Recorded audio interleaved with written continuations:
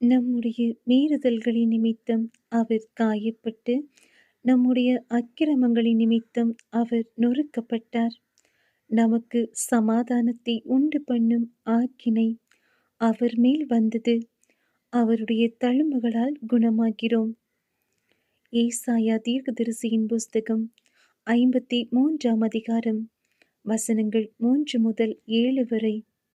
அவர் அசட்டை பண்ணப்பட்டவரும் மனுஷரால் புறக்கணிக்கப்பட்டவரும் துக்கம் நிறைந்தவரும் பாடு அனுபவித்தவருமாயிருந்தார். அவரை விட்டு நம்முடைய முகங்களை மறைத்து கொண்டோம். அவர் அசட்டை பண்ணப்பட்டிருந்தார், அவரை எண்ணாமற் போனோம். மெய்யாகவே அவர் நம்முடைய பாடுகளை ஏற்றுக்கொண்டு நம்முடைய துக்கங்களை சுமந்தார். நாமோ அவர் தேவனால் அடிபட்டு பாதிக்கப்பட்டு சிறுமைப்பட்டவர் என்று எண்ணினோம். நம்முடைய மீறுதல்களின் நிமித்தம் அவர் காயப்பட்டு, நம்முடைய அக்கிரமங்களின் நிமித்தம் அவர் நொறுக்கப்பட்டார். நமக்கு சமாதானத்தை உண்டு பண்ணும் ஆக்கினை அவர் மேல் வந்தது. அவருடைய தழும்புகளால் குணமாகிறோம்.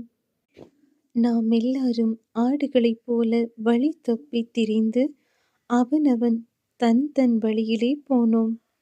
கர்த்தரோ நம்மெல்லாருடைய அக்கிரமத்தையும் அவர் மேல் விழப்பண்ணினார்.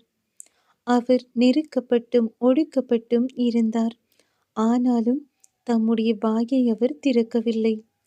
அடிக்கப்படும்படி கொண்டு போகப்படுகிற ஒரு ஆட்டுக்குட்டியைப் போலவும், தன்னை மயிர் கத்திரிக்கிறவனுக்கு முன்பாக சத்தமிடாதிருக்கிற ஆட்டைப் போலவும் அவர் தம்முடைய வாயை திறவாதிருந்தார்.